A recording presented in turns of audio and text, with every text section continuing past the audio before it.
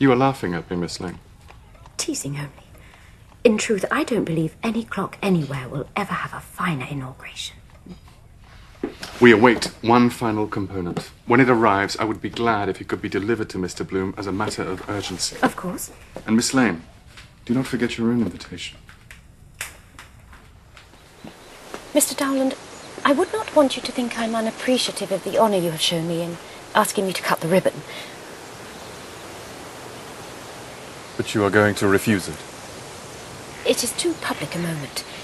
The attention is too marked. Are you saying that because you do not welcome the attention? Or because you do not wish it to be public? Miss Lane, everything I have contributed to Candleford up until now has been for profit. This is for the pure pleasure of giving. I wonder if you appreciate how important, how very much I... Mr. Dowland, believe me, I am looking forward to the inauguration with the greatest pleasure. I've even ordered a new gown. But I do think the Mayor of Ingleston would be a more fitting choice to cut the ribbon. The Mayor of Ingleston is no doubt an estimable man, but I have no wish to spend the evening with him on my arm. I did not realize the invitation extended so far. Miss Lane, I think you are being disingenuous. I think you know perfectly well how far the invitation extends.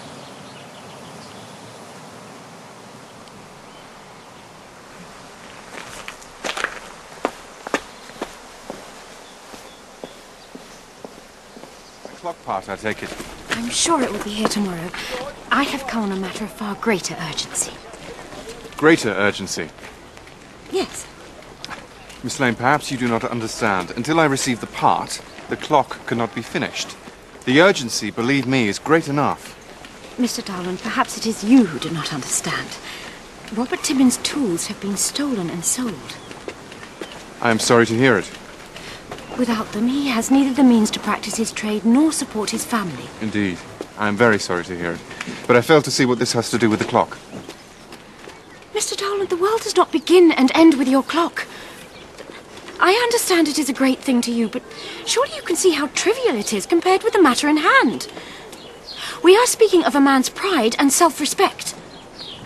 Are we? Are we indeed? I take it you intend to buy new tools for Mr. Timmins. Then it will be my great privilege to contribute. But, as your pride is so deeply founded on the service you and your post office offer this community, I suggest you look to yourself. The part was ordered, and the part has not been delivered to me, and I am not satisfied. Voilà, les petits drapeaux. The bunting. We have tested it. It's on our washing line. It flutters most pleasingly. We have used only fabrics which drape. Excellent. Very good. Is there a problem, Mr. J.T.? Not at all. It will, as you say, flutter, I'm sure. Only you seem préoccupé. A clock part, the last clock part, appears to be delayed. Excuse me, I must call in at the post office. Am I right in thinking that Miss Lane's post girl is keeping company with your journeyman clockmaker? And when the clock is finished, he will move on?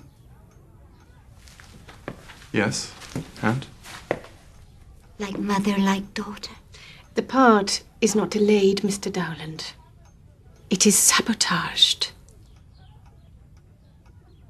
Surely you've heard the story of Emma Timmins and the hammer in the bramble patch. Miss Lane, I wish to speak with you. In private. Mr. Dowland, are you seriously suggesting that on the basis of a piece of idle, vicious gossip, I should search the premises and the personal effects of my staff? I'm not suggesting, I'm demanding. The date of the inauguration is set. Everything is set. I'm well aware of your plans, sir. Then you will see to it that no action on the part of one of your staff is allowed to sabotage them. Mr. Dowland, do not presume to tell me how to run my post office. Miss Lane, I only wish I didn't have to. Miss Lane, sir.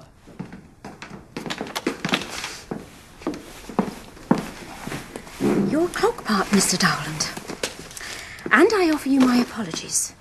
We were at fault, but not in the way you imagined. Then I accept your apology. Will you also accept my request that you never set foot into my post office again? You came to me, into my home, making threats and demands. Because you consistently failed to treat this matter with the urgency it warranted. I have treated this matter with every seriousness. No, madam, you have not. On the contrary, you have been at great pains to point out to me that the world does not begin and end with my clock. That while it may be a great thing to me, it is of little moment to others. Trivial was the word I think you used. And is that the real cause of all this? That I piqued your pride? That I had the audacity to suggest that a poor man's self-respect mattered more than your public display of wealth and influence? What would you know of a poor man's self-respect? You whose father tossed silver threepenny bits to ragged boys in the street, and who bequeathed to his daughter a life of privilege and entitlement. How could you ever understand? Yes, the clock matters to me. The display of wealth and influence, the fact that I, who had nothing but what was thrown to me in the street, am now a public benefactor. But none of it, God help me, none of it matters so much as you seeing it and knowing what it meant. Mr. Dowland,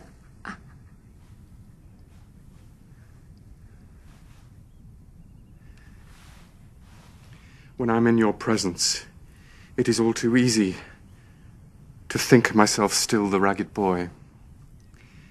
I had not realized that you too are so shaped by your past, that you are, and always will be, the indulged child of a prosperous father, and that, Dorcas, that makes you blind. Mr. Dowland, what you said to me earlier. I had no right to speak to you as I did. You were right. I have been blind. But to myself, if anything else, you are a man used to risk. I, on the other hand, have always chosen comfort and security. My privilege has enabled that. I see now that what begins as caution may become cowardice without one realizing. If you are about to claim cowardice as your one weakness, I must tell you, I have always found you rather alarmingly prepared to do battle.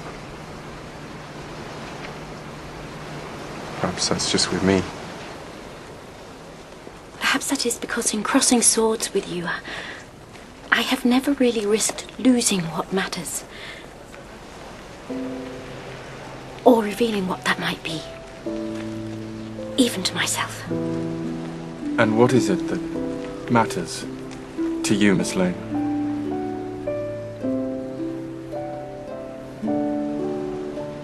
Laura is in her room at the moment, sobbing for what she has lost.